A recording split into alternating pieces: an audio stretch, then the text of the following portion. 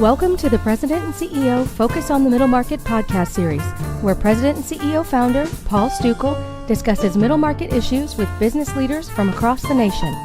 Today, Paul speaks with Greg Richardson, the executive leadership and organization coach, also known as the strategic monk, about bringing an element of contemplation and introspection to the practical world of middle market companies. Okay, I have to start out. Strategic monk. Yes. You got to help me with this. Okay, great. How does that come about? What's? Okay. Strategic monk. It took quite a while for me to get to that, but it really does summarize the overall arc of my life, I would say. I was brought up to be a very intentional person. To figure out where I was going, have a strategy, and get there. And I was brought up really believing that the purpose of life was to get the right answer. Because that was sort of the way it was at school, that's the way it was for me at church, that's the way it was at home. That was really what life was all about. And once you got the right answer, you were set. And you could share it with other people. Right. And so that's, in many ways, what I sort of set out to do. I went to school. I stayed in school for a long time. I studied, things about, things to get the right answer. I went to college. I went to law school. And then after law school, I practiced law as a criminal prosecutor because it's really difficult to be more right answer than that. And so that, in many ways, sort of was the trajectory of where I was going. And it took, through lots of different experiences and twists and turns and, smacks on the head in some ways, I remember that there came a point in time when I realized that it wasn't just that I always did what people expected me to do and that was what I did, and that I never really did what I wanted to do. I realized that I never even thought about what I wanted to do. For me, it was all about doing what somebody else expected, getting the right answer, moving on to the next question. And so as I started to make some changes, I changed lots of things. And it was through that period, through that process, that I was introduced to some much more contemplative practices and contemplative ways of living. And that, slowly, built on itself, grew and developed. The short version of that is one of the steps in that process was I got introduced to sort of monastic thinking, monastic life, and spirituality. I did a lot of reading. I did a lot of asking questions. I visited different monasteries and retreat centers, and then I found a monastery that felt like home for me. And so I'm what's called a lay oblate. I am a lay person who has taken, certain vows and made a commitment to this monastery, and they've basically made a commitment to me. So I follow. They have a rule for oblates, like their Benedict, the rule of Benedict, and so I follow that, and I'm connected to them. And that whole, really that whole period, that whole course has changed a lot of the ways I approach work, the way I approach spirituality, the way I approach leadership, the way I approach lots of things. And so in many ways, that's sort of a long version of strategic monk in many ways is sort of the parts of my life that come together. And it's not about not being strategic at all or not being intentional at all, and it's not about being completely contemplative. It's about knitting those together, making the tapestry that includes both.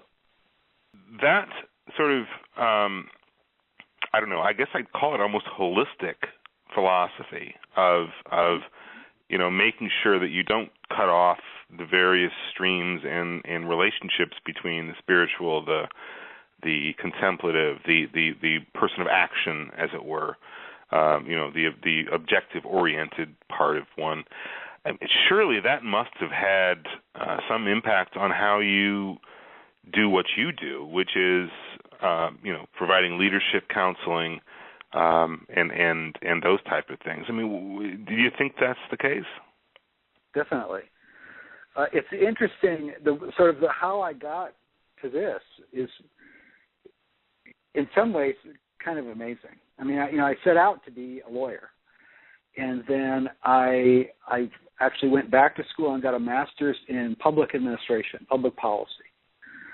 I've worked for a number of different organizations, profit and nonprofit.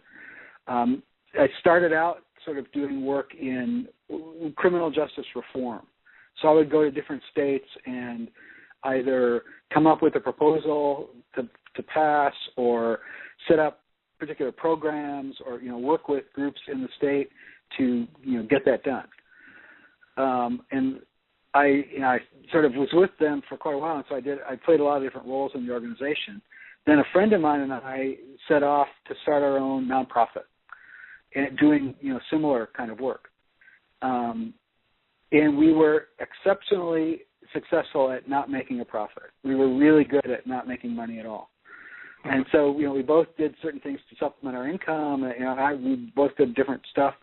And I worked, with different organizations back and forth.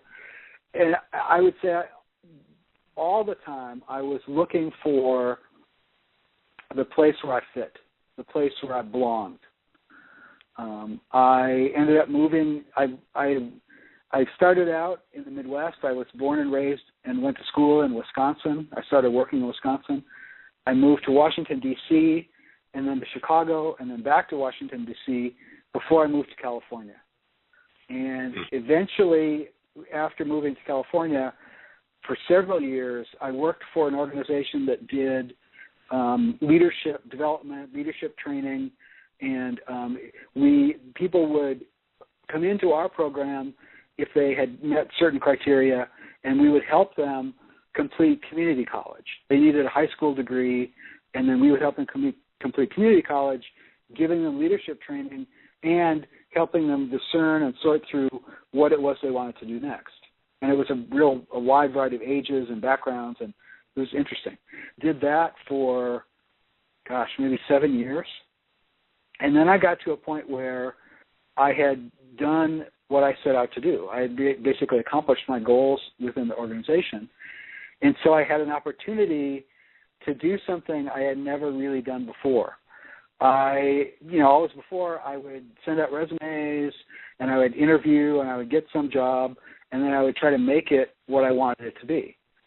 And so this, maybe because I had gotten far enough along on the contemplative path, I took some time and sat down and reflected on what it was that I was drawn to do, what it was that I wanted to do for the rest of my life. And I came up with three aspects of that. I had already been trained and certified as what's called a spiritual director or a spiritual life mentor, which is working with individual people who either have a specific question or they want to develop some practices, or it's not an ordained kind of job, but it's definitely a layperson, usually a layperson, but it's working on issues that they probably wouldn't talk to anybody else about. And so that was one thing I knew I wanted to do. I wanted to include that. And then with the leadership training and the leadership coaching, that was something else I knew I wanted to include. And then just having worked with a wide variety of organizations and seen the kinds of issues and seen the kinds of things that go on, that was the third thing that I knew I wanted to work on that too. And so really, for the last, 4 or 5 years, in many ways it's been a process of seeing how they fit together, seeing if, I can make a living doing that, kind of seeing if it's like a real job. I'm not sure what real job means, my friend. Yeah, seeing if it's what my father would have called a real job. Right, exactly. It's been a while since I've had a real job myself, so I hear you. Yeah, exactly. So you actually have a very sort of diverse, I think I'm mixing a metaphor here, but a diverse well of experiences and interests to draw upon. when you are consulting with leaders in a multi-legged stool, as it were. So in doing that, and again, we focus on middle market CEOs, which is a very unique beast, as I'm sure you know. They're not the Fortune 1000 guys that are doing seminars in Brussels about galactic peace, and they're not the Gucci clad no socks guys running around Silicon Valley. They're sort of the guys who have the meat and potatoes and actually produce stuff. Right. That's harsh on either side of it, but you know what I mean. Well, but they're very different people, and the leadership issues that they face, I'm guessing, are kind of right in your wheelhouse, in the sense that they don't have time to be contemplative, typically. Yes. And they may not have thought through the things that you've thought through. I would think that'd be a very valuable. You would have some very valuable insight to those folks. Yes. I also think that, I think in general, people and organizations, they sort of start out with, this is what we want to do. They have principles. They have, these are the values we want to put into practice. And they sort that out. And then immediately they're overwhelmed with all of the details and all of the nuts and bolts and all the things that have to be done right away. And there's this divide between why we did this in the first place and what we have to get done today. And I think that comes out particularly with those CEOs, because they do both. I mean, often there's nobody else to cover the different part of it, so it's what they do. And so in your practice and how you address these folks, I mean, how do you address those kind of sort of obstacles? Because, I mean, in many ways you sort of look at it and you say there's literally apologies to Einstein, but time is not relative in those guys' lives. I mean, the truth of the matter is that there is a limited amount of time, and you've got your work and you've got family. And when do you take that moment to say, okay, we've lost our way? And so how do you help them address that? Well, one of the things I do, I mean, there are certain things that are sort of essential to what I do. I ask a lot of questions. I try to make them as insightful as I can, but I think asking questions is really important. And then I listen to the answers. I listen to what people say. People tell me that nobody else listens to them. And I think no matter what you do, that's how people feel. That they have all this great stuff inside, and they struggle to get it out, and then nobody pays attention. And so I think there's something about listening that's very powerful. Because in a lot of ways, it's not that I'm not coming in and giving them the answer and solving the problem, contrary to what I've kind of done in the past. It's asking them questions, getting them to actually think about it or reflect on it for more than a few seconds, and then listening to what they say, because the answer's in there somewhere.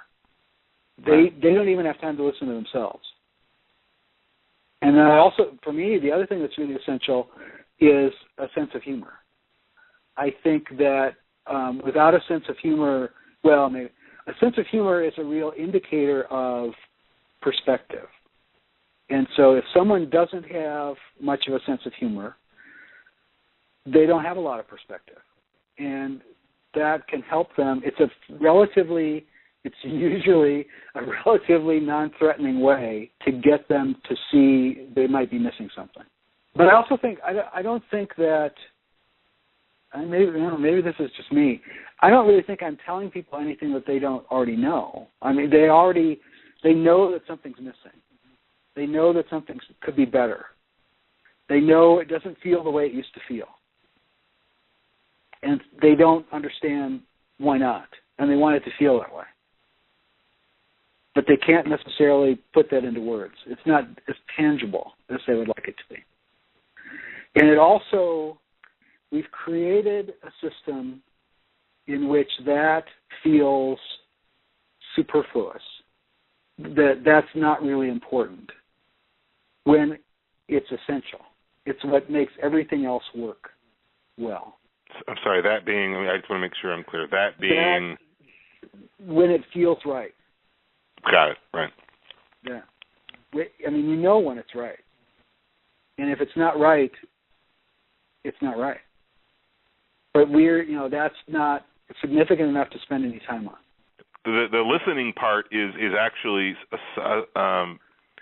downstream to a certain extent for asking the right questions so that you elicit the appropriate answer, right? Yes. Or well, I think that's a huge, and as a prosecutor, I would think you would have that sort of in spades. That's interesting. Yes. Talking about listening has become a cliche. And usually when I talk about how essential listening is, it's because I want you to listen to me. But, because that's, but then the other thing that's really interesting is that when I ask someone a question and listen to them talk, often people get very nervous because they're not used to it. They want to give the right answer and leave and be done and move on to the next thing. And so asking the same question again and maybe from a slightly different angle or slightly different words and listening to the answer, just getting them to take the time to actually engage with the question can be a challenge for some people. We're so used to not even, if we hear a question, we want to answer it before they finish asking it. Be sure to check back for future episodes of the President and CEO Focus on the Middle Market podcast series. Thanks for listening.